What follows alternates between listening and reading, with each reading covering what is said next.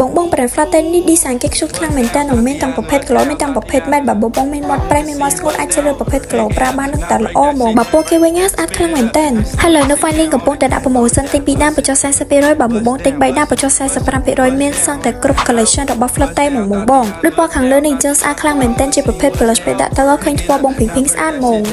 ចំពោះ Flutter Lip Colostrum នេះគឺមានច្រើនជូនមកបងហ្មងពណ៌គេវិញស្អាតសាហាវហើយបងណាដែលមានមាត់ស្ងួតមាត់ប្រេប្រាមួយនេះធានាថាត្រូវហ្មងបើនិយាយពី eyeshadow ក៏មានច្រើនដែរបងរើសមកពណ៌គេមួយគឺសិតតែស្អាតបើបងចង់ប្រើ Brand Into You ក៏មានច្រើនប្រភេទជូនមកបងដែរបើនិយាយពី Brand Into You នេះពណ៌គេមួយគឺញាក់ខ្លាំងមែនតែម្ដងបើ Into You Lip Gloss នេះវិញដាក់លើមាត់ទៅឃើញមាត់បងលងស្អាតខ្លាំងមែនតែសំខាន់ពណ៌គេមួយជាប់បានយូរខ្លាំងមែនតែបងសម្រាប់ក្រែមវិញតែពពុះម៉ែតនិង Lip Gloss គ្រាន់តែបងទិញចាប់ពី2ដាមឡើងទៅបងនឹងទទួលបាន promotion ភ្លាមហ្មងទិញ2ដាមបញ្ចុះ 40% បើបងទិញ3ដាមបញ្ចុះ 45% ចឹងចាំការទៀតបង complete មក file link ទាំងអស់គ្នាណាបង